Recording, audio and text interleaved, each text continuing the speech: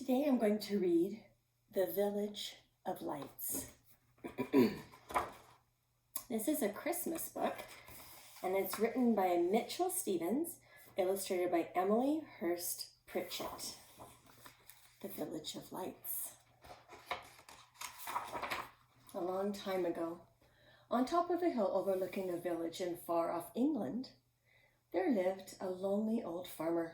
Now, it must be said that the old farmer hadn't always been lonely.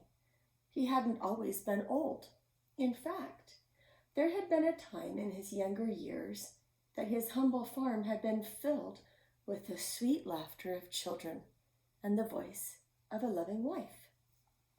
Back then, the old farmer's wife would often chase the squealing children around the yard at sunset, while the old farmer finished his labors and set supper on the table, smiling as he listened to the sounds of their joy. The family would gather around the big oak table for supper and story time. The old farmer and his wife would captivate their children with tales of love and bravery. Then the family would lie down to sleep for the night, their stomachs filled with food and their dreams filled with courageous characters.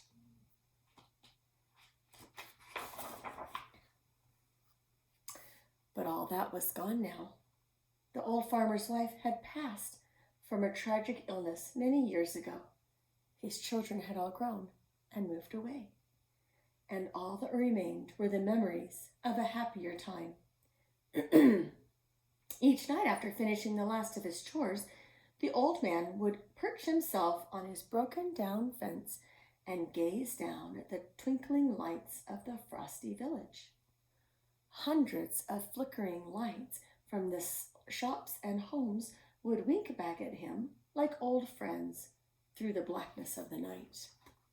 Occasionally, the sound of a dog barking in the distance would disturb the silence.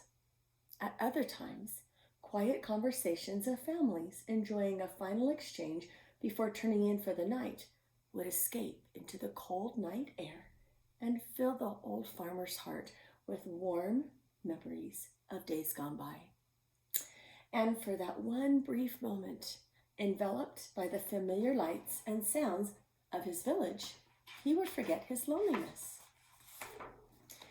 Night after night, the old farmer would remain fixed at his spot on the hill until every light of the village had been extinguished.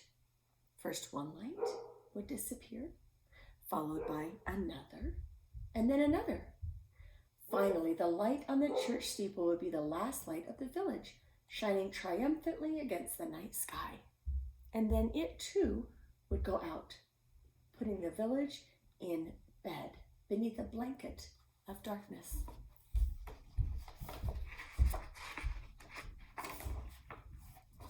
One chilly morning, the old farmer made his way into town to pay a visit to the village cobbler. His favorite boots had worn thin and were in great need of repair. As the old farmer entered the shop, the cobbler lifted a silencing hand and motioned for the old farmer to listen to the nearby radio. As he did, a somber voice on the radio declared, and that consequently, this country is at war with Germany. For a brief moment, the cobbler and the old farmer didn't say a word, instead exchanging grave looks of concern. "Whatever are we to do?" the cobbler finally exclaimed as he cradled his head in his hands. The voice on the radio continued to warn that German warplanes would soon begin their bombing raids over the towns and villages of England, and the more the old farmer listened, the heavier his heart grew. News that the war had reached the shores of his beloved homeland made him very sad indeed. Over the next few days, villagers were taught what they needed to do to protect their village.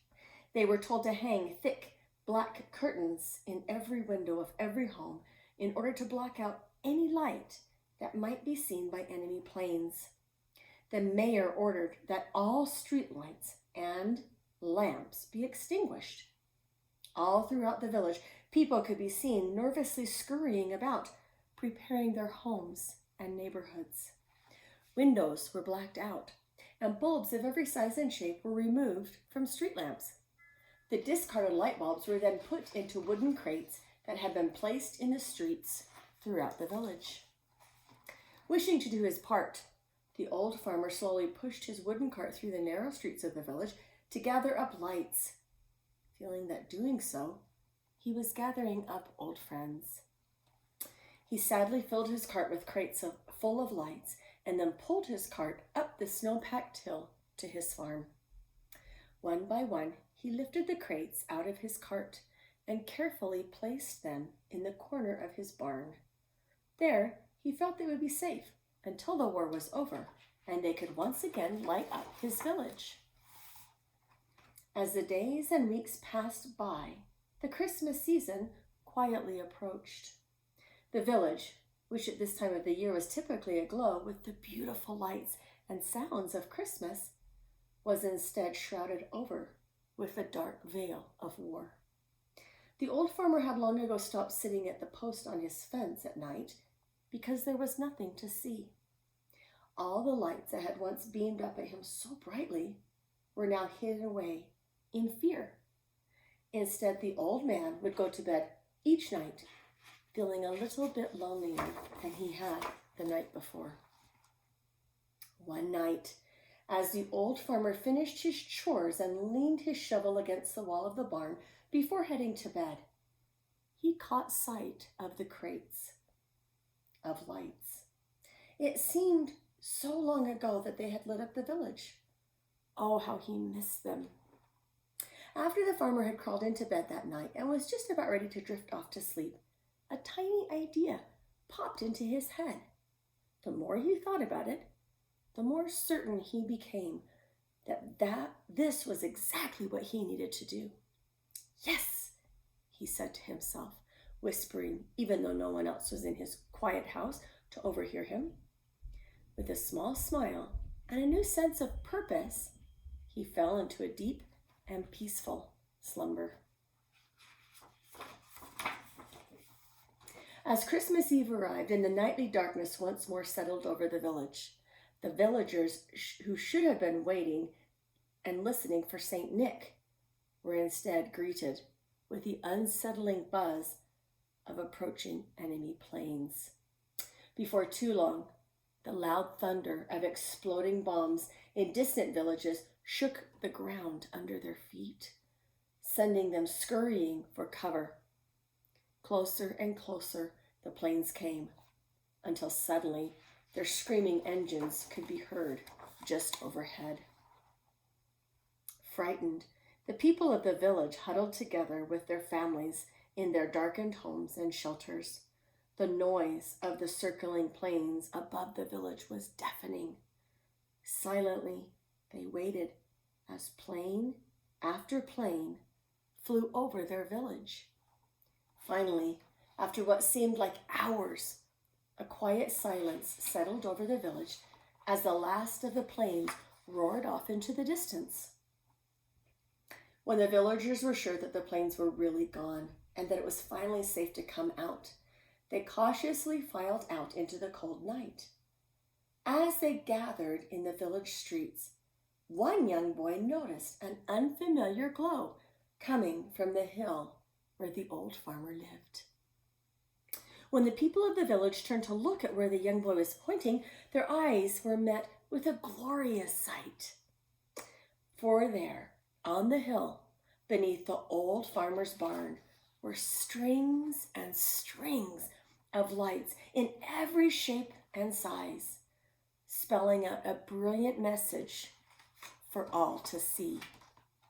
And the message is peace. Yes, peace, peace on earth, some of the villagers whispered to each other as they gazed upon the heavenly sight, their eyes shining with light.